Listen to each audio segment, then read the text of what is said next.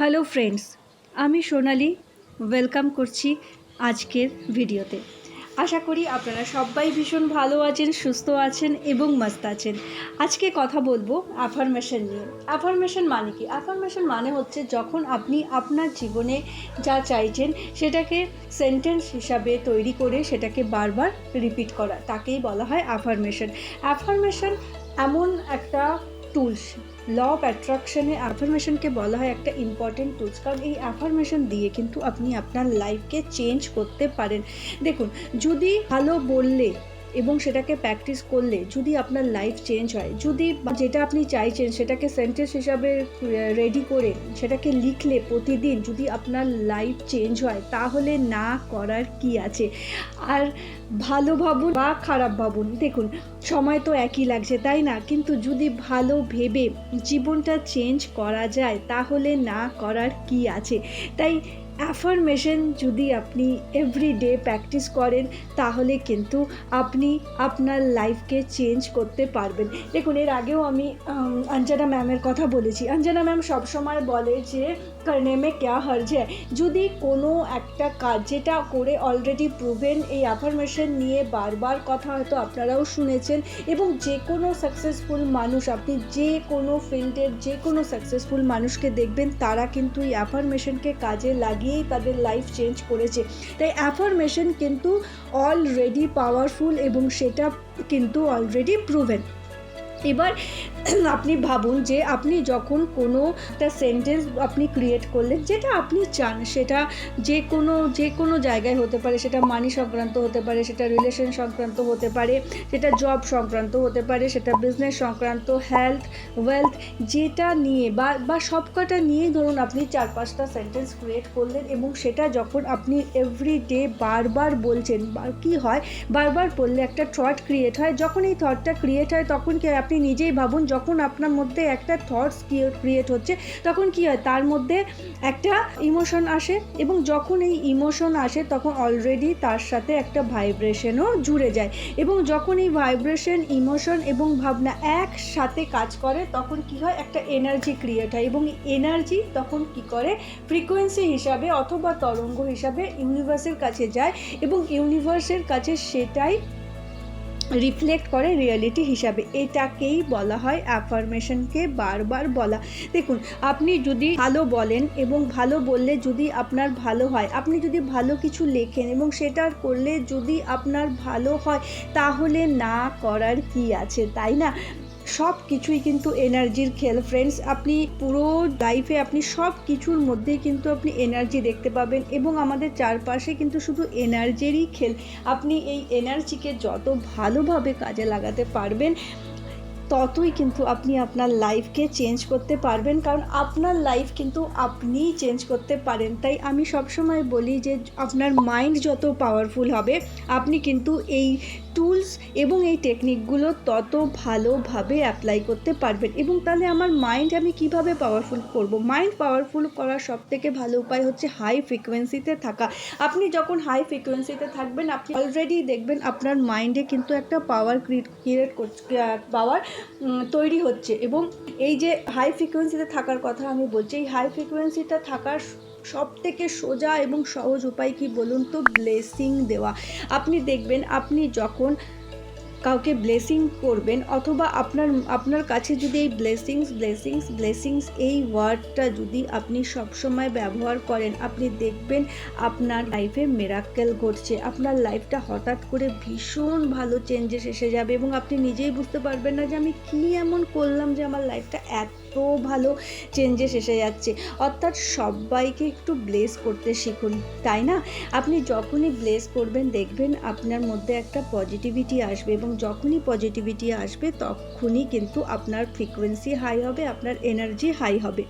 এবং অ্যাফার্মেশন এমন একটা প্র্যাকটিস, যেই প্র্যাকটিসটা কিন্তু আপনার ডেলি রুটিনে আনতে হবে। এবং এর সাথে আরেকটা ভীষণ দরকার, সেটা হচ্ছে যখন আপনি অ্যাফার্ম করছেন, তখন কিন্তু আপনার মনে কোনো ডাউট আনা চলবে না। অর্থাৎ অ্যাফার্মেশন এমনভাবে আপনাকে তৈরি করতে হবে, যেমন যখন আপনি সেই অ্যাফার্মেশনটা বলবেন, তখন যেন আপনার মাইন্ডে কোনো রকম ডাউট না থাকে।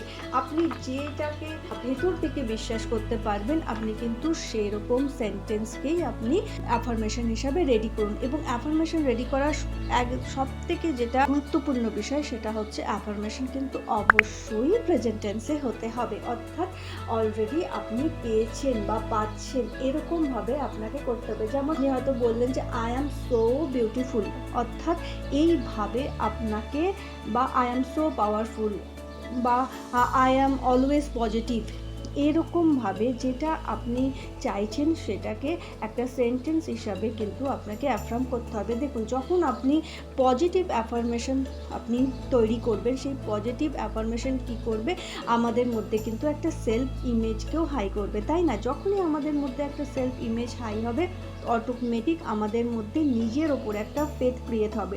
এবং এই অ্যাফার্মেশন যখন আমরা ব্রেনকে পাঠাই, ব্রেন কী করে, একটা নিউরো ট্রান্সমিটার পুরো জায়গাতে ছড়িয়ে ফেলে। এবং এই নিউরো ট্রান্সমিটার কী করে, আমাদের ভেতরে যে খুশি, যে কনফিডেন্স সেটাকে বোঝে এবং যেভাবে আমরা জিনিসটাকে চাইছি সেটাকে পুরো ব্রেনের মধ্যে ছড়িয়ে ফেলে। এবার আপনি ভাবুন, আপনি যদি পজিটিভ না ভেবে আপনি যদি কোনো নেগেটিভ কথাকে বারবার বলছেন, তাহলে কিন্তু এই একই কাজ ব্রেন ঘটাবে।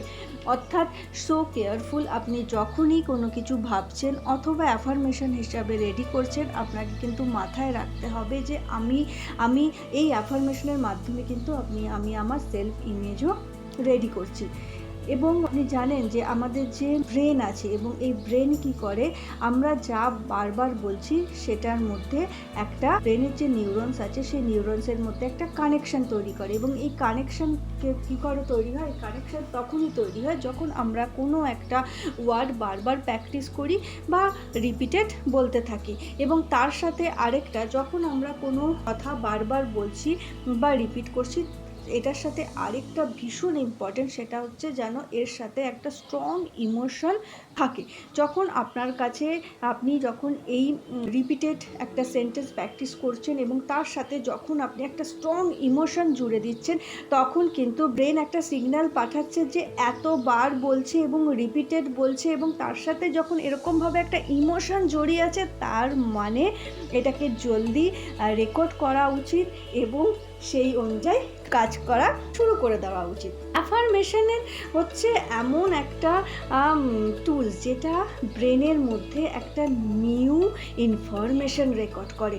মানে একটা নতুন ইনফরমেশন ব্রেনের মধ্যে রেকর্ড হলো, এবং সেই ইনফরমেশন যদি পজিটিভ হয় তাহলে বুঝতে পারছেন আপনার মধ্যে কতটা এম্পাওয়ারিং ফিলিংস আসবে, আপনার ইমোশন কতটা ভালো হবে। এবং যখন এগুলো আপনার জীবনে আসবে, অটোমেটিক আপনার কাছে কিন্তু অপরচুনিটি আসবে। আমি আগেও বলেছি যে অ্যাফার্মেশন কিন্তু আজ ক্লিনিক্যালি সাইকোলজিতেও অলরেডি ইউজ করা শুরু হয়ে গেছে। আপনি যখন এই সেলফ অ্যাওয়ারনেস হয়ে আপনি যখন এভরিডে এই অ্যাফার্মেশন প্র্যাকটিস করবেন, আপনি দেখবেন আপনার অলরেডি চেঞ্জ হতে শুরু করেছে।